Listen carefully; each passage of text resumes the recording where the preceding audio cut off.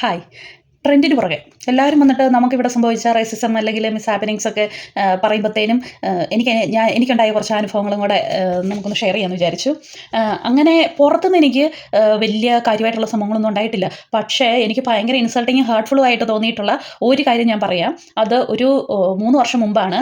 ഞാൻ ഷാങ്കിയിൽ താമസിച്ചുകൊണ്ടിരുന്ന സമയത്ത് ഷാങ്കിൽ നിന്ന് ഡബിളിലേക്ക് നമ്മൾ ഡാർട്ടിൽ പോകുമായിരുന്നു. ഡാർട്ട് എന്ന് പറഞ്ഞാൽ ട്രെയിൻ തന്നെ, പക്ഷേ ഈ 5 മിനിറ്റ് ഇടവിട്ട് ഫ്രീക്വൻ്റ് ആയിട്ട് സ്റ്റോപ്സിൽ നിർത്തുന്ന ഒരു ട്രെയിൻ. അപ്പം അതിൽ ഡബ്ലിനിൽ പോയി. അപ്പം മമ്മി വന്നിട്ടുള്ള സമയമായിരുന്നു. മമ്മിയുണ്ട്, ഞാനുണ്ട്, പിന്നെ മാത്തൻ അന്ന് 2 വയസ്സാണ്. അവിടെ പോയി നമ്മൾ കുറേ സാധനങ്ങളൊക്കെ പർച്ചേസ് ചെയ്തിട്ട് നേരെ തിരിച്ചു വരുന്ന വഴിയാണ്. തിരിച്ചു വരുന്ന ഏകദേശം ഈവനിങ് ഒരു അറൗണ്ട് 3:30-4 മണിയാണ്. അപ്പം ട്രെയിൻ നിറച്ചും സ്കൂൾ പിള്ളേരാണ്. അപ്പോൾ യൂണിഫോമിലാണ്, അല്ലാതെ വേറെ കുറേ കുഞ്ഞു പിള്ളേരുണ്ട്, പിന്നെ നിറയെ ആളുണ്ട്. നമുക്കിരിക്കാൻ സ്ഥലമൊക്കെ കിട്ടി. അപ്പം പോകുന്ന ഒരു കുറേ കഴിഞ്ഞപ്പോഴത്തേനും കുറച്ച് പിള്ളേർ, ഒരു 6 വയസ്സ് 8 വയസ്സൊക്കെയുള്ള കുറേ പിള്ളേർ ട്രെയിനകത്തൂടെ ഇങ്ങനെ വരിവരിയായിട്ട് ഓടി കളിക്കാൻ തുടങ്ങി. അപ്പം ഇത് കണ്ട് മാത്തൻ എന്നെ കൈ പിടിച്ച് അവരുടെ പുറകെ ഓടി. എന്നിട്ട് ഈ പിള്ളേർ വരിവരിയായിട്ട് പോകുന്നു, മാത്തൻ ഏറ്റവും പുറകെ പോകുന്നു. എനിക്ക് പിടുത്തം കിട്ടിയില്ല. അങ്ങ് ഓടി കുറേ പോയി കഴിഞ്ഞപ്പോഴത്തേനും കറക്റ്റ് മാത്തൻ ചെന്നപ്പം ഒരു ടീനേജ് ചെറുക്കൻ ഒരു സീറ്റിൽ അങ്ങോട്ടും ഇങ്ങോട്ടും ഫേസ് ചെയ്ത് 3 പിള്ളേർ ഒരുമിച്ചിരിക്കുകയാണ്. ടീനേജുകാർ ഒരു 15 ഒക്കെ വയസ്സ് കാണും, 15-16 വയസ്സ്, അതിൽ കൂടുതലില്ല. അവർ 2 ആൺപിള്ളേരും ഒരു പെങ്കൊച്ചും. അപ്പം അതിലൊരുത്തൻ കറക്റ്റ് മാത്തം വന്നപ്പോഴത്തേനും കാല് വെച്ച് അവനെ വീഴിക്കാൻ പോയി. അപ്പോൾ ആദ്യം ഞാനത് കാര്യമായിട്ട് എടുത്തില്ല. എന്നിട്ട് അത് പോയിട്ട് അതേവഴി അവർ തിരിച്ചു വരുമല്ലോ. അപ്പം തിരിച്ചു വരാൻ വേണ്ടിയിട്ട് ഞാനിങ്ങനെ നോക്കി നിന്നു, കാരണം ട്രെയിന് തിരക്കുവാണ്. അപ്പം ഇതുപോലെ തിരിച്ചു വന്നപ്പോഴത്തേനും ബാക്കി ഇത്രയും ബാക്കി പിള്ളേരെല്ലാം വൈറ്റ്സാണ്, അവരെല്ലാവരും പോയി കഴിഞ്ഞിട്ട് പുറകിൽ ഈ കൊച്ചു വന്നപ്പം വരും. 2 വയസ്സേ ഉള്ളൂ കേട്ടോ, ഓടിക്കളിക്കാറൊക്കെ ആയിട്ടേ ഉള്ളൂ. കൊച്ചു വന്നപ്പോൾ ഇതുപോലെ തന്നെ കാല് വെച്ച് അവൻ വീഴിക്കാൻ നോക്കി. അപ്പോൾ കൊച്ച് തട്ടി, വീണില്ല, തട്ടി പോന്നു. അപ്പം ബാക്കി ഇവരെല്ലാവരും കൂടെ ഇരുന്ന് ചിരിക്കുന്നു, ആൾക്കാരൊക്കെ ശ്രദ്ധിക്കുന്നുണ്ട്. അപ്പോൾ ഞാനും അത് സീരിയസ് ആയിട്ട് എടുത്തത്. പെട്ടെന്ന് കൊച്ചിനെ പോയി പിടിച്ച്, പിന്നെ അവനെ അങ്ങോട്ട് കളിക്കാൻ വിട്ടിട്ടില്ല, നമ്മൾ അവനെ പിടിച്ചു വെച്ചു. അറ്റ് ദ സെയിം ടൈം ഞാൻ ആ തട്ടി വീഴിക്കാൻ നോക്കിയവനെ നോക്കി നല്ല രീതിയിൽ ഒന്ന് പേടിപ്പിക്കുകയും ചെയ്തു. അപ്പം പിന്നെ അവർ അടങ്ങിയിരുന്നു. ഞാൻ വിചാരിച്ചു ഓക്കെ ആയി, കാരണം നമ്മൾ ഇവിടെ പിള്ളേരെ നമുക്ക് അൺടച്ചബിൾ ആണ് 18 വയസ്സ് വരെ. നിയമം ഭയങ്കരമായിട്ട് അവരുടെ കൂടെയാണ്. ഈവൻ ഗാർഡ്, അതായത് പോലീസ് വന്നാൽ പോലും പിള്ളേരെ ഒന്നും ചെയ്തില്ല അവർ. അതുപോലെ നിയമം പിള്ളേർക്ക് അനുകൂലമാണ്. അതുകൊണ്ട് ആരും പിള്ളേരുമായിട്ട് മെസ്സ് ചെയ്യാൻ പോവുകയില്ല, കിട്ടുന്നത് മേടിച്ചിരിക്കുകയേ ഉള്ളൂ. അത് കഴിഞ്ഞ് നമ്മൾ സ്റ്റേഷനിലിറങ്ങി. സ്റ്റേഷനിൽ വണ്ടി നിർത്തി. അപ്പോഴത്തേനും കുറച്ച് ആൾക്കാർ ഇറങ്ങാനുണ്ട്. അപ്പം നമ്മുടെ കയ്യിൽ കുറേ സാധനങ്ങൾ മേടിച്ചതിൻ്റെ കുറേ ബാഗ്സ് ഉണ്ട്. പിന്നെ മാത്തൻ്റെ ബാഗ്, നമ്മുടെ സാധനങ്ങളൊക്കെ വെക്കുന്ന മാത്തൻ്റെ ബാഗുണ്ട്, പിന്നെ കൊച്ചുണ്ട്, പിന്നെ സ്ട്രോളറുണ്ട്. അപ്പോൾ ഇതെല്ലാം ഇറങ്ങണം. അപ്പോൾ മമ്മിക്ക് പരിചയമില്ല. അപ്പോൾ ആൾക്കാരെല്ലാം ഇറങ്ങിയിട്ട് ഏറ്റവും അവസാനം നമ്മൾ ഇറങ്ങാൻ നിന്നു. അപ്പോൾ ആദ്യം മമ്മി ഇറങ്ങി. അത് കഴിഞ്ഞ് എൻ്റെ ഒരു കയ്യിൽ സ്ട്രോളറുണ്ട്. മാത്തൻ പിന്നെയും പിടിച്ചു, അത്രയും പിള്ളേരുണ്ടല്ലോ, പിടിച്ചോടുണ്ടല്ലോ എന്ന് കരുതി അവനെ ഞാൻ ഒരു കൈ കൊണ്ട് എളിയിലെടുത്തു. എൻ്റെ പുറത്തൊരു ബാഗുണ്ട്. അപ്പോൾ എളി മാത്തൻ പുറത്ത് ബാഗ്, ഒരു കൈ കൊണ്ട് സ്ട്രോളർ എടുത്ത് നമ്മൾ ട്രെയിനിന് പുറത്തേക്ക് ഇറങ്ങുവാണ്. അപ്പോൾ പ്ലാറ്റ്ഫോമിൽ ഉന്തി സ്ട്രോളർ എത്തിച്ചു. ഞാൻ കാലെടുത്ത് പ്ലാറ്റ്ഫോമിലേക്ക് വെക്കാൻ നേരത്ത് പെട്ടെന്നൊരു സാധനം വന്നു, ഒരു ചിലന്തിവല പോലെ പർപ്പിൾ കളറിലുള്ള സാധനം വന്നു, ഫുൾ എന്നെ മാത്രമേ മൂടി. പെട്ടെന്ന് ഞാൻ ഷോക്കിലായിപ്പോയി. കാരണം ട്രെയിൻ ഇപ്പോൾ വിടും, ഞാൻ അങ്ങോട്ടും ഇങ്ങോട്ടും ഇല്ല, എന്താ സംഭവിച്ചതെന്ന് എനിക്ക് മനസ്സിലാവുന്നില്ല. കൊച്ചു പെട്ടെന്ന് പേടിച്ച് വാവിട്ട് കരയാനും തുടങ്ങി. ഞാൻ അവിടെ സ്റ്റക്കായിട്ട് നിൽക്കുവാണ്. പെട്ടെന്ന് എനിക്ക് മനസ്സിലായി എന്തോ പണി കിട്ടിയതാണ്. തിരിഞ്ഞ് നോക്കിയപ്പോഴത്തേനും അവന്മാരെല്ലാം കൂടെ പെട്ടെന്ന് അങ്ങോട്ട് നോക്കിയിരുന്ന് ചിരിക്കുന്നു. അത് എനിക്ക് ഭയങ്കര ഹ്യൂമിലിയേറ്റിങ്ങും ഹേർട്ട്ഫുള്ളും എല്ലാമായിട്ട് തോന്നി. കാരണം അത് ഒരിക്കലും ഒരു പിള്ളേരുടെ പ്രാങ്കാണെന്ന് നമുക്ക് പറയാൻ പറ്റത്തില്ല. സംഭവം എന്നാന്ന് വെച്ചാൽ സില്ലി സ്ട്രിങ് ആയിരുന്നു. സില്ലി സ്ട്രിങ് എന്ന് പറഞ്ഞാൽ ഈ ചിലന്തിവല പോലെ ഇരിക്കും, ഇങ്ങനെ ഒരു ഗണ്ണാണത്. അത് വെച്ചിട്ട് ഷൂട്ട് ചെയ്യുമ്പോഴത്തേനും പെട്ടെന്ന് വേദനയൊന്നും അടിക്കുകയില്ല, ചുമ്മാ ഇങ്ങനെ ഒരു ഈ സ്കുഷി സാധനമൊക്കെ പോലെയുള്ള ഒരു ചിലന്തിവല പോലത്തെ സാധനം പെട്ടെന്ന് നമ്മുടെ ദേഹം മുഴുവൻ അങ്ങ് മൂടും. അതാണ് സംഭവം. പക്ഷേ പെട്ടെന്ന് ഔട്ട് ഓഫ് നോവെയർ നമ്മൾ പ്രതീക്ഷിക്കാതെ ഈ സാധനം വന്നങ്ങ് മൂടിയപ്പോൾ നമ്മളവിടെ, അതും ഒരു ട്രെയിനിൻ്റെയും പ്ലാറ്റ്ഫോമിൻ്റെ ഇടയ്ക്ക് നമ്മൾ നിൽക്കുന്ന സമയത്ത് പെട്ടെന്ന് ഇപ്പം തന്നെ ട്രെയിൻ പോകും, നമ്മൾക്ക് അതിന് മുമ്പ് പുറത്തിറങ്ങണം. ഇത്രയും ലഗേജ്, കൂടെ ഒരു പ്രായമുള്ള ഒരാൾ, കയ്യിലൊരു എളിയിലൊരു കുഞ്ഞു വെച്ച്, കൂടെ ഇത്രയും ലഗേജ് എല്ലാമായിട്ട് നിൽക്കുമ്പം അവരങ്ങനെ ചെയ്തെങ്കിൽ അത് ഒരിക്കലും ഒരു പ്രാങ്കായിട്ടോ ഒരു പിള്ളേരുടെ ഒരു കുസൃതിയായിട്ടോ നമുക്ക് കാണാൻ പറ്റത്തില്ല. ആൾക്കാരെല്ലാം പെട്ടെന്ന് നോക്കി, പക്ഷേ സ്റ്റിൽ ആരും പ്രതികരിച്ചില്ല. അതെനിക്ക് ഭയങ്കര ഒരു വിഷമമുള്ള ഇൻസിഡൻ്റ് ആയിരുന്നു ശരിക്കും. അങ്ങനെ അതവർ ചെയ്യാൻ പാടില്ലായിരുന്നു. അന്ന് എന്ത് ആക്സിഡൻറ്റ് സംഭവിക്കാം, എന്ത് വേണമെങ്കിലും സംഭവിക്കാം. പെട്ടെന്ന് ട്രെയിനിൻ്റെ ഡോർ അടഞ്ഞു പോകാം, അല്ലെങ്കിൽ പെട്ടെന്ന് ആ ഷോക്കിൽ പെട്ടെന്ന് എൻ്റെ കാല് വല്ലതും, ഞാൻ എടുത്ത് വെക്കുന്ന കാല് പ്ലാറ്റ്ഫോമിന് പകരമായി ഇടയ്ക്കോട്ട് പോകാം, അങ്ങനെ എന്ത് സംഭവിക്കാമായിരുന്നു. അത് കഴിഞ്ഞിട്ട് പക്ഷേ നമ്മളിപ്പം നേഴ്സാണ്, നമ്മൾ വന്ന് ജോയിൻ ചെയ്തത് നഴ്സിംഗ് ഹോമിലാണ്. അല്ലാതെ പേഷ്യൻസിൻ്റെ ഇടയ്ക്ക് നമുക്കിതുപോലെ ഒരുപാട് അനുഭവങ്ങൾ ഉണ്ടായിട്ടുണ്ട്. കാരണം നമ്മൾ വർക്ക് ചെയ്തുകൊണ്ടിരുന്നത് ഡിമെൻഷ്യ കെയറിലായിരുന്നു ആദ്യം. അപ്പം ഫുള്ള് മറവി രോഗമുള്ള ആൾക്കാരാണ്. അപ്പം അവർ അവരുടെ ഉള്ളിലുള്ളത് എന്താണെന്ന് വെച്ചാൽ അറിയാതെ അത് പുറത്ത് വരും. നമുക്ക് ബാക്കിയുള്ള ആൾക്കാരെ പോലെ നമ്മളെ കാണുമ്പം നല്ല മനസ്സിൽ റെസിസം ഉണ്ടെങ്കിൽ പോലും നമ്മളെ കാണുമ്പോൾ നല്ല രീതിയിൽ പെരുമാറാൻ അവർക്ക് ചിലപ്പം പറ്റില്ല. അപ്പം ഒരപ്പച്ചനുണ്ടായിരുന്നു. പുള്ളിക്ക് ഇന്ത്യൻസിനെ കണ്ടുകൂടാ. നമ്മൾ രാവിലെ ഡ്യൂട്ടിക്ക് ചെന്ന് പുള്ളി ഒരു 9:30 10 ഉറക്കം എഴുന്നേറ്റ് വരും. അപ്പം തന്നെ കയ്യിലൊരു വടി കുത്തിപ്പിടിച്ചുകൊണ്ട് നടക്കുന്ന വടിയായിട്ടാണ് വരുന്നത്. You Indians you are born thieves, Indians are cowboys എന്നൊക്കെ വിളിച്ച് പറഞ്ഞ് ഇന്ത്യൻസിനെ ആ കോറിഡോറിൽ എവിടെ കണ്ടാലും അടിക്കാനിട്ട് ഓടിക്കും. നമ്മൾ പുള്ളി എണീറ്റ് വരുന്ന ഒച്ച കേൾക്കുമ്പോഴേ നമ്മൾ ഓടി ഏതെങ്കിലും മുറി പോയി ഒളിച്ചിരിക്കും. എന്നിട്ട് ഏതെങ്കിലും വയറ്റിൽ നിന്ന് പുള്ളിനെ പോയി കൺവിൻസ് ചെയ്ത് മുറി കൊണ്ടുപോയി തല കുറേ വെള്ളമൊക്കെ കോരി ഒഴിച്ച് കുളിപ്പിച്ച് കഴിയുമ്പോഴേ പുള്ളിക്ക് ഒരു ബോധം ഉണ്ടാവുള്ളൂ. പിന്നെ ഹോസ്പിറ്റലിൽ നമ്മൾ ചെന്ന് കഴിഞ്ഞപ്പോഴത്തേനും ശരിക്കും ഇന്ത്യൻസിനേക്കാൾ കൂടുതൽ റേസിസം കറുത്ത വർഗ്ഗക്കാർക്ക് ബ്ലാക്സിനാണ് കിട്ടുന്നതെന്നാണ് എനിക്ക് തോന്നിയിട്ടുള്ളത്. നമ്മളോട് കുറച്ചുകൂടിയൊക്കെ റെസ്പെക്റ്റ് അവർ കാണിക്കുന്നുണ്ട്. ഇവരുടെ അടുത്ത് ഇപ്പോൾ കെയറിനൊക്കെ ചെല്ലുമ്പം അമ്മച്ചിമാരാണ് മോസ്റ്റ്ലി. അതും അവിടെ അധികം ഡിമെൻഷ്യ ഇല്ലാത്തവരൊന്നുമില്ല. ഞാൻ സ്ട്രോക്ക് യൂണിറ്റിലാണ് വർക്ക് ചെയ്തത്. പക്ഷേ മോസ്റ്റ്ലി അമ്മച്ചിമാരാണ്. അങ്ങനെ കിടക്കുന്ന അവസ്ഥയിലുള്ളവർ വരെ യു കാൺ ടച്ച് മീ എന്നവരോട് പറഞ്ഞിട്ടുണ്ട്. അതായത് അവരുടെ കറുത്ത സ്കിന്നുള്ള ശരീരം കൊണ്ട് ഇവരുടെ കയ്യെ പോലും ഇവരെ തൊടരുത് എന്ന് പറഞ്ഞിട്ടുള്ളവരുണ്ട്. അതുപോലെ തന്നെ ചിലപ്പം വാഷിന് ചെല്ലുമ്പോഴത്തേനും വേറെ രീതിയിൽ പറയും, ഇയാളെ എനിക്ക് വേണ്ട, ഇയാൾക്ക് വർക്ക് അറിയത്തില്ല, വേറെ ആളെ മതി എന്ന് പറയും. അതായത് ഇപ്പം വേറെ വൈറ്റ് ആയിട്ടുള്ള ഒരാളെ മതി എന്ന് പറയും. അപ്പം നമുക്കറിയാം എൻ്റെ കാര്യം എന്നാന്ന്. പിന്നെ ഈവൻ സെക്ഷൽ അസോൾട്ട് വരെ ഉന്നയിച്ച അമ്മച്ചിമാരുണ്ട്. അതായത് ഇയാൾ കുളിപ്പിക്കാൻ വന്നപ്പോഴത്തേനും എന്നെ അനാവശ്യമായിട്ട് തൊട്ടു, അനാവശ്യമായിട്ട് പെരുമാറി എന്നൊക്കെ പറഞ്ഞു. അതിവിടെ ഭയങ്കര സീരിയസ് ആയിട്ടുള്ള ഇഷ്യൂ ആണ്. ഈ പറഞ്ഞ സ്റ്റാഫിൻ്റെ ജീവിതം തന്നെ നശിച്ചു പോകാൻ അത് മതി. അപ്പം നമ്മളത് ഇൻവെസ്റ്റിഗേറ്റ് ഒക്കെ ചെയ്ത് നമുക്ക് അതിൻ്റെ റൂട്ട് കോസ് അറിയാം. അപ്പം നമ്മളതനുസരിച്ച് ആണ് കാര്യങ്ങൾ ചെയ്തേക്കുന്നത്. പിന്നെ അത് കഴിഞ്ഞ് ഞാൻ പിന്നെ ഫുൾ ടൈം ഏജൻസി ജോബായി. അപ്പം നമ്മൾ എല്ലായിടത്തും ഒരുപോലെ പോകുന്നുണ്ട്. ഇപ്പം ഹോസ്പിറ്റൽസിൽ, നഴ്സിംഗ് ഹോംസിൽ, പിന്നെ ഇൻ്റലക്ച്വൽ ഡിസബിലിറ്റി കെയർ ഹോമുകളിൽ, അങ്ങനെ പല സ്ഥലത്തും വർക്ക് ചെയ്യുമ്പോഴത്തേനും ഇപ്പം ഒരു 2 ആഴ്ച മുമ്പ് ഒരു നഴ്സിംഗ് ഹോമിൽ പോയതാണ്. ഞാൻ മെഡിസിൻ കൊടുത്തുകൊണ്ടിരിക്കുകയാണ്. ഇങ്ങനെ വേറൊന്നും പെട്ടെന്ന് ചുറ്റുമൊന്നും ശ്രദ്ധിക്കുന്നില്ല. മെഡിസിൻ കാര്യമായിട്ട് കൊടുത്തുകൊണ്ടിരിക്കുന്നു. പെട്ടെന്ന് എന്നിട്ട് ഒരു ശബ്ദം കേട്ട് ഇങ്ങനെ തിരിഞ്ഞതേ ഓർമ്മയുള്ളൂ. മോന്തയ്ക്ക് ഒറ്റ അടി കിട്ടി. കുറച്ച് നേരത്തേന് ഞാനിങ്ങനെ ഈ കിളി പോയെന്നൊക്കെ പറയല്ലേ, അതുപോലെ ഞാൻ നിന്നു. എന്നിട്ട് ഒരമ്മച്ചിയായിരുന്നു. അമ്മച്ചിക്ക് കാര്യം പറയാൻ അറിയത്തില്ല. സംഭവം എന്താണെന്ന് വെച്ചാൽ പുള്ളിക്കാരിക്ക് സിഗരറ്റ് വേണം. അപ്പം ആളുടെ ആവശ്യങ്ങൾ പ്രകടിപ്പിക്കുന്നത് സ്റ്റാഫിനോട് ഒറ്റ അടി കൊടുത്തിട്ടാണ്. അപ്പം എനിക്കിതറിയാം, ഹിസ്റ്ററി അറിയാം. സ്റ്റാഫിന് എല്ലാ ദിവസവും ഇതുപോലെ എല്ലാവർക്കും ഓരോന്ന് കിട്ടുന്നതാണ്. പക്ഷേ ഇത് അൺഎക്സ്പെക്റ്റഡ് ആയിപ്പോയി. ഇതുപോലൊരടി എനിക്ക് ഇതിന് മുമ്പും ഇത് കഴിഞ്ഞും കിട്ടിയിട്ടില്ല. എനിവേ നമ്മളപ്പം തന്നെ ഇപ്പം നാട്ടിലാണെങ്കിലും നമുക്ക് അതുപോലൊരു അടി കിട്ടിയാൽ, അല്ലെങ്കിൽ ഒരു പേഷ്യൻ്റ് നമ്മൾ ഈവൻ ഭയങ്കരമായിട്ട് ഒച്ചയെടുക്കുക, സ്റ്റാഫിന് ആരെങ്കിലും ഒരു തല്ലിയാൽ എന്താ സംഭവിക്കുക? അപ്പം തന്നെ ഡോക്ടേഴ്സും നഴ്സുമാരും ഒറ്റക്കെട്ടാകും.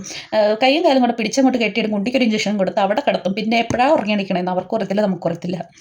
പക്ഷേ ഇവിടെ അതല്ല അവസ്ഥ. നമുക്കൊരടി കിട്ടിയാൽ ആദ്യം ഇവിടുത്തെ പ്രൊസീജിയർ അനുസരിച്ച് സേഫ് ഗാർഡിങ് പ്രോട്ടോകോൾസ് അനുസരിച്ച് അവർ സേഫാണെന്നാണോ എന്ന് നോക്കണം, നമ്മൾ സേഫാണോ എന്ന് നോക്കണം. എന്നിട്ട് അടി മേടിക്കാതെ നോക്കേണ്ടത് നമ്മുടെ കടമയാണ്.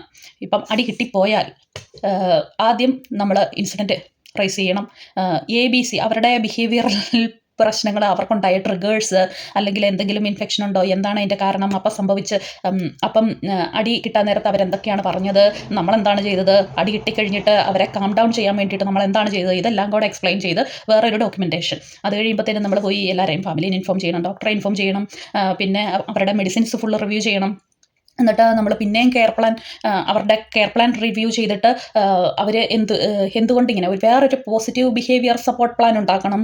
അതായത് അവരിതുപോലെ അഗ്രസീവായിട്ട് പെരുമാറുമ്പോഴത്തേനും നമ്മൾ അവരെ കാം ഡൗൺ ചെയ്യാൻ വേണ്ടിയിട്ട് നമ്മൾ എന്ത് ഡിസ്ട്രാക്ഷൻ ടെക്നിക്സ് ആണ് ഉപയോഗിക്കേണ്ടത്, അങ്ങനത്തെ കുറച്ച് പ്ലാൻ ഉണ്ടാക്കി വെക്കണം. അങ്ങനെ ഒരു 100 പരിപാടി. അപ്പം ഇത്രയും കോംപ്ലിക്കേഷൻസിൻ്റെ പുറകെ പോകാൻ പറ്റാത്തത് കൊണ്ട് കിട്ടിയ അടി മേടിച്ചിരിക്കുകയെ നിവർത്തിയുള്ളൂ. ഇനിയിപ്പം നമുക്കെന്തെങ്കിലും ഇഞ്ചുറീസ്, അതായത് ഇപ്പോൾ ചിലർ കൈ പിടിച്ച് തിരിച്ചൊടിക്കുന്നവരൊക്കെയുണ്ട്.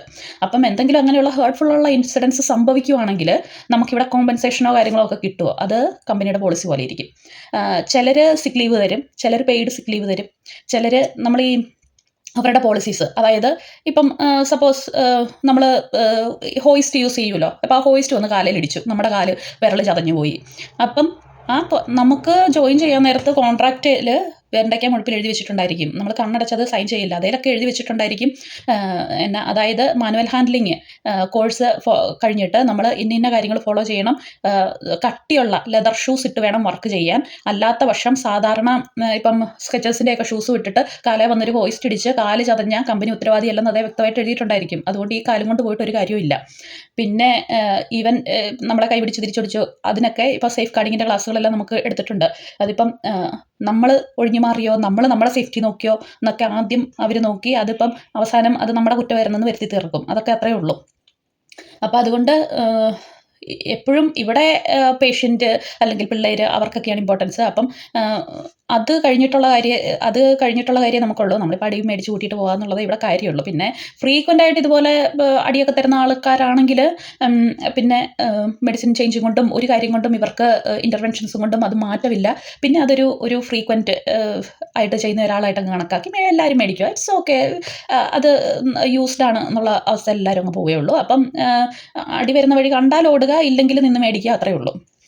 പിന്നെ ഇനി എൻ്റെ അനിയൻ ഇവിടെ വന്നപ്പോഴത്തെ ഒരു അനുഭവം പറയാമേ. പുള്ളി MSW കഴിഞ്ഞിട്ട് ഇവിടെ സ്റ്റുഡൻറ്റ് വിസയിൽ വന്നതാണ്. അപ്പം ഡബ്ലിനിൽ വന്ന ഒരു അടുത്ത മാസം പിറ്റേ മാസമാണ്. അപ്പം സിറ്റി സെൻറ്ററിൽ തന്നെയാണ് താമസിക്കുന്നത്. വർക്ക് കഴിഞ്ഞിട്ട് ഒരു ദിവസം, കോളേജ് കഴിഞ്ഞിട്ട് ഒരു ദിവസം ഇങ്ങനെ ഫോണിൽ നോക്കി വഴി കൂടെ നടന്നു പോവുക. അപ്പം എതിരെ 2-3 പിള്ളേർ വരുന്നുണ്ട്, ശ്രദ്ധിക്കുന്നില്ല. ഈ മൂന്നാം പിള്ളേരാണ്, ഒരു 10-13 വയസ്സുണ്ട്. ഇവർ അടുത്ത് വന്നത് നേരെ വന്ന് ഒരുത്തൻ മുഖത്തിന് ടാഞ്ഞൊരു തുപ്പ് തുപ്പി, ഒറ്റ തുപ്പ്. എന്നിട്ട് ഇവന്മാർ ഒറ്റ ഓട്ടം ഓടി. പെട്ടെന്ന് ഇവർ സ്റ്റക്കായിട്ട് നിന്ന് പോയി, ശരിക്കും മുഖം നിറച്ചും തുപ്പൽ. അപ്പോൾ പുറകെ വേറെ ഒരു ഐറിഷുകാരി കൊച്ചു തന്നെ വരുന്നുണ്ട്. അവൾ പെട്ടെന്ന് സോറി പറഞ്ഞു, കയ്യിൽ നിന്ന് കുറച്ച് ടിഷ്യൂ ഒക്കെ എടുത്തു കൊടുത്ത് വേഗം വൈപ്പ് ചെയ്ത്. അവനങ്ങ് ഭയങ്കര ഇൻസൾട്ടിങ് ആയിപ്പോയി. അത് കഴിഞ്ഞാൽ പിന്നെ ആൾക്ക് ഇവിടെ എന്ന് പറഞ്ഞാൽ ഇഷ്ടമില്ല. അതായത് വന്നപ്പോൾ തന്നെ അതുപോലെ ഒരു ഒഫൻഡിങ് ആയിട്ടുള്ള ഒരു സിറ്റുവേഷൻ ഉണ്ടായി കഴിഞ്ഞപ്പോൾ ഇഷ്ടമില്ല. പക്ഷേ അൺഫോർച്ചുനേറ്റ്ലി ആൾ സോഷ്യൽ കെയർ വർക്കറായിട്ടാണ് ഇപ്പോൾ പാർട്ട് ടൈം ചെയ്യുന്നത്. അപ്പം അവിടെ എന്ന് പറഞ്ഞാൽ പിള്ളേരുടെ കൂടെ തന്നെയാണ് പിന്നെയും വർക്ക് ചെയ്യാനുള്ള അവസരം ഇപ്പം. അപ്പം ഇവിടെ ഈ പിള്ളേരെ എന്ന് പറഞ്ഞാൽ നമ്മൾ ഓരോ ഹോംസ്, അതായത് ഈ ഡബ്ലിനിലൊക്കെ തന്നെ 10,000, 2,000, 2,500 യൂറോ ഒക്കെ കൊടുത്ത് ഒരു വലിയ വീട് ഇവർക്ക് വേണ്ടിയിട്ട് റെൻറ്റ് ചെയ്തെടുത്ത് ഒരു വീട്ടിൽ ഒരൊറ്റ കൊച്ച്, ഐറിഷ് ആയിരിക്കണം കേട്ടോ, അല്ലാതെ ഇന്ത്യൻ ഐറിഷ് അല്ലെങ്കിൽ ആഫ്രിക്കൻ ഐറിഷ് അതല്ല, ഐറിഷ്. ഒരു കൊച്ചിനെ ഒറ്റയ്ക്ക് നോക്കാൻ 2 പേര്, ഒരു ഷിറ്റി 2 പേര് വെച്ച്. അങ്ങനെയാണ് അവർക്ക് വേണ്ട ആവശ്യത്തിന് വേണ്ട പൈസ, ഫുഡ്. അവരവിടെ രാജാവാണ് 18 വയസ്സ് വരെ. അത് ഈ പിള്ളേർ mostly from the broken families അങ്ങനെയൊക്കെ ആയിരിക്കും. അല്ലെങ്കിൽ അപ്പനും അമ്മയും പ്രശ്നമുള്ളവർ, അല്ലെങ്കിൽ ഇപ്പം അവരെ പിള്ളേരെ ഹാൻഡിൽ ചെയ്യാൻ പറ്റാത്തവർ, പിള്ളേർ ഈ ചീത്ത കൂട്ടുകെട്ടി പോയി അവസാനം മയക്കുമരുന്ന് അത് ഇത് അങ്ങനെ അപ്പനും അമ്മയും തന്നെ ചിലപ്പോൾ കൈയൊഴിയും. ഇനി ഞങ്ങൾക്ക് ഇവരെ വേണ്ടെന്നും പറഞ്ഞ് കൈയൊഴിയും. അങ്ങനെയുള്ളവരെ എല്ലാം ഗവൺമെൻറ് ഏറ്റെടുക്കും. എന്നിട്ട് ശരിക്കും പറഞ്ഞാൽ ഇവരെ ഇതുപോലെ പാമ്പർ ചെയ്ത് ഇവരെ എന്ത് കാണിച്ചാലും, ഇവൻ കാടനെ വിളിച്ചവരെ കാടയ്ക്ക് വന്ന് ഇവരെ ഒന്ന് റിസൈൻ ചെയ്യാനോ ഇവരെ ഉപദ്രവിക്കാനോ ഇവരെ ഒന്നും ചെയ്യാൻ പറ്റത്തില്ല. അത് അത്രയും പ്രിവിലേജ്ഡാണ് ഇവർ. അപ്പോൾ ഒരു പരിധി വരെ നമ്മുടെ ഇവിടെ ഗവൺമെൻറ് തന്നെയാണ് പിള്ളേരെ നശിപ്പിക്കുന്നത്. ഈ നോക്കാൻ വന്ന സോഷ്യൽ കെയർ വർക്കേഴ്സിനെ ഇവർ, അതായത് ഇപ്പം മയക്കുമരുന്ന് അടിച്ചിട്ട് വന്നാലോ അല്ലെങ്കിൽ ഇപ്പം വീട്ടിൽ റൂമിൽ ഒരു പെണ്ണിനെ വിളിച്ച് കയറ്റിയാലോ എന്തെങ്കിലും ഒരു കാര്യം ഇവർ ക്വസ്റ്റ്യൻ ചെയ്താൽ, ഈവൻ വെറുതെ ഇരുന്നാൽ പോലും ഇങ്ങോട്ട് വന്ന് വഴക്കുണ്ടാക്കി മെക്കിട്ട് കയറുന്നതിൻ്റെയൊക്കെ ഭാഗമായിട്ട് കുത്തിയ സംഭവങ്ങളുണ്ട്. അങ്ങനെ ഒരുപാട് ഉപദ്രവങ്ങൾ ഈ സോഷ്യൽ കെയർ വർക്കേഴ്സിന് കിട്ടുന്നുണ്ട്. അവർ എന്തെങ്കിലും പെട്ടെന്ന് വയലൻ്റ് ആയാൽ ഓടി വീടിന് പുറത്തിറങ്ങി കഥ കടച്ച് സേഫായിട്ട് നിൽക്കുക എന്നുള്ളത് അവർക്കൊരു ഓപ്ഷൻ ഉള്ളൂ. പിന്നെ ഗാർഡനെ വിളിച്ച് ഇൻഫോം ചെയ്യും, അത്രയേ ഉള്ളൂ. അവർ വന്നാലും ഒന്നും ചെയ്യാൻ പോകുന്നില്ല. ഇപ്പം അടുത്തുണ്ടായ ഒരു ഇൻസിഡൻറ്റ്, അവൻ്റെ ഫ്രണ്ടിനുണ്ടായ ഒരു ഇൻസിഡൻറ്റ് പറഞ്ഞു. ഒരുത്തനാണെങ്കിൽ, ഇത് ഞാൻ എക്സാഗറേറ്റ് ചെയ്ത് പറയുന്നതല്ല കേട്ടോ, ഇത് റിയൽ ഇൻസിഡൻ്റ് ആണ്. ഒരുത്തനാണെങ്കിൽ ഷൂസ് ഇട്ട കാലം കൊണ്ട് ഇവനെ കുണ്ടിക്കിട്ട് ഒറ്റ ചവിട്ട് വെച്ച് കൊടുത്തിട്ട് ആ ഷൂസിൻ്റെ പാട് കുണ്ടിയെ പതിഞ്ഞ് കിടക്കുക. സീരിയസ്ലി, നല്ല വെള്ള കുണ്ടിയായിരുന്നു, നല്ല ചുമന്ന കളറിൽ അവിടെ പതിഞ്ഞ് കിടക്കുകയാണ്. പിന്നെ അവൻ്റെ കുണ്ടിയുടെ പ്രൈവസി ആൻഡ് കോൺഫിഡൻഷ്യാലിറ്റിയുടെ മാറ്റർ കാരണം നമ്മൾ ചിത്രം പുറത്തു വിടുന്നില്ല, അത്രയേ ഉള്ളൂ. അപ്പോൾ ഇതൊക്കെയാണ് ഇവിടെ സംഭവിച്ചുകൊണ്ടിരിക്കുന്നത്. ഈ ഹോസ്പിറ്റലിൽ വെച്ച് എനിക്കുണ്ടായ വേറെ ഒരു ഫണ്ണി ആയിട്ടുള്ള ഒരു ഇൻസിഡൻറ്റ് പറയാവേ. ഒരു അമ്മച്ചി ഉണ്ടായിരുന്നു, കട്ട ഡിമെൻഷ്യയാണ്, ഭയങ്കര. അപ്പോൾ ആ കൂടെ ഭയങ്കര ഡെലിവറിയും കൂടെയാണ്. അപ്പം പക്ഷേ അമ്മച്ചി ഫുൾ ടൈം പാട്ട് പാടിക്കൊണ്ടിരിക്കും, ആർക്കും അടുത്തെടുക്കാൻ പറ്റിയില്ല. പക്ഷേ അമ്മച്ചിക്ക് എന്നെ ഇഷ്ടമായിരുന്നു. ഒരു പ്രശ്നം എന്താണെന്ന് വെച്ചാൽ പുള്ളിക്കാരി എപ്പോഴും പാട്ട് പാടിക്കൊണ്ടിരിക്കും. ഞാൻ റൂമിൽ കയറി ചെല്ലുമ്പോൾ ഓ മൈ ബ്രൗൺ കാവ് എന്നും പറഞ്ഞ് എന്തോ ഒരു പാട്ട് പാടും. എൻ്റെ ബ്രൗൺ കാവ് എന്നാണ് വിളിച്ചുകൊണ്ടിരുന്നത്. ഞാൻ പിന്നെ കൊച്ചൊക്കെ ഉണ്ടായി കഴിഞ്ഞ് ഞാൻ സ്വന്തമായിട്ടൊരു കറുവപ്പശുവായിട്ട് കാണാൻ തുടങ്ങിയതുകൊണ്ട് എനിക്കത് കേൾക്കുമ്പോൾ ചിരിയാവുന്നുണ്ടിരുന്നത്. എനിക്കത് ഒഫൻഡിങ് ആയിട്ടൊന്നും തോന്നിയില്ല. പിന്നെ ഇത് ഈ സിറ്റുവേഷനൊക്കെ എങ്ങനെ മാറ്റാൻ പറ്റുമെന്ന് ചോദിച്ചാൽ, കുറേ രക്തത്തിൽ അലിഞ്ഞു ചേർന്ന റേസിസം ഉള്ളവരുണ്ട്. അത് നമുക്കൊന്നും പറയാൻ പറ്റില്ല. കാരണം ഇവിടുത്തെ കുറേ ഫേസ്ബുക്ക് പോസ്റ്റുകൾ, ഗ്രൂപ്പുകൾ, യൂട്യൂബ് അങ്ങനെയൊക്കെ കാണുമ്പോഴത്തേനും നമുക്ക് മനസ്സിലാകും. ഇവിടുത്തെ 100 കണക്കിന് ആൾക്കാരുടെ കമൻസ് ഒക്കെ കാണുമ്പോൾ നമുക്ക് മനസ്സിലാവും ബേസിക്കലി നമ്മളെ ഇഷ്ടമില്ല. അത് ഫോർ എക്സാമ്പിൾ കഴിഞ്ഞ ദിവസം ഞാനൊരു പോസ്റ്റ് കണ്ടു, ഇന്ത്യക്കാർക്കേ പ്രശ്നമുള്ളൂ കേട്ടോ. ഇന്ത്യക്കാർ നഴ്സസും ഡോക്ടേഴ്സും വന്ന് ഇവിടെ ഫുള്ള് ഉള്ള ജോലി മുഴുവൻ മേടിച്ചുകൊണ്ട് പോവുക. നമ്മുടെ പകുതി ക്വാളിഫിക്കേഷൻ അവർക്കില്ല, നമ്മുടെ സ്വന്തം നഴ്സുമാരെ ഇവിടെ വേണം, എന്നിട്ട് ഇന്ത്യക്കാരെല്ലാം ഓടിച്ചു വിടണം. അപ്പോൾ അവിടെ താഴെ വന്നേക്കുന്ന ഇവിടുത്തുകാരുടെ കമൻസ് മുഴുവൻ അതിനെ അനുകൂലിച്ചാണ്. ഒന്നാമത്തെ കാര്യം ശരിക്കും ഈ ക്വാളിഫിക്കേഷൻ എന്ന് പറയുന്നത് അവരെക്കാളും കൂടുതൽ നമുക്കുണ്ട്. ഇവിടെ ഈ പലതരത്തിലുള്ള നഴ്സിംഗ് ഉണ്ട്. ഇപ്പം സൈക്കാട്രിക് മിഡ്വൈഫറി എന്നൊക്കെ പറയുന്ന വെറും 2.5 വർഷത്തേക്ക് കോഴ്സുകളൊക്കെയാണ് അതൊക്കെ. പക്ഷേ നമ്മൾ ഈ നഴ്സ് എന്ന് പറഞ്ഞാൽ നമ്മൾ ഈ 4 വർഷത്തെ കോഴ്സും പഠിച്ച് പിന്നെ ഇവിടെ വന്ന് എക്സാമും പാസ്സായിട്ടൊക്കെയാണ് നമ്മൾ ജോലിക്ക് കയറുന്നത്. പിന്നെ ഇവിടെ വന്നിട്ട് പിന്നെയും നമ്മൾ സ്റ്റഡീസൊക്കെ കണ്ടിന്യൂ ചെയ്യുന്നവരുണ്ട്. അതും നമ്മുടെ ഇവിടുത്തെ എങ്ങനെയാണ് പ്രോപ്പറായിട്ടുള്ള എക്സാംസും അത്രയും ടൈപ്പ് സിലബസും ഒക്കെയാണ്. ഇവർക്ക് ചുമ്മാ അസൈൻമെൻറ്റ് എഴുതി സബ്മിറ്റ് ചെയ്താൽ ഇവർ ഒരു പ്രൊഫഷണലായി. പിന്നെ മാത്രമല്ല, ഇപ്പം കഴിഞ്ഞ ദിവസം ഞാൻ ന്യൂസ് വായിച്ചായിരുന്നു, 2019 മുതൽ 2024 വരെ മൈഗ്രൻസ് ആണ് 61.4% ഗ്രോത്ത് ഇവിടെ ഉണ്ടാക്കിയേക്കുന്നത്. ഇവിടുത്തെ സമ്പദ് വ്യവസ്ഥയ്ക്കായാലും ഇവിടുത്തെ ബാക്കി ഉള്ള ഇൻഡസ്ട്രീസിലായാലും. അപ്പം അതൊന്നും മനസ്സിലാക്കാതെയാണ് സംസാരിക്കുന്നത്. അപ്പോൾ അതിനെക്കുറിച്ച് നമുക്കൊന്നും പറഞ്ഞിട്ട് കാര്യമില്ല.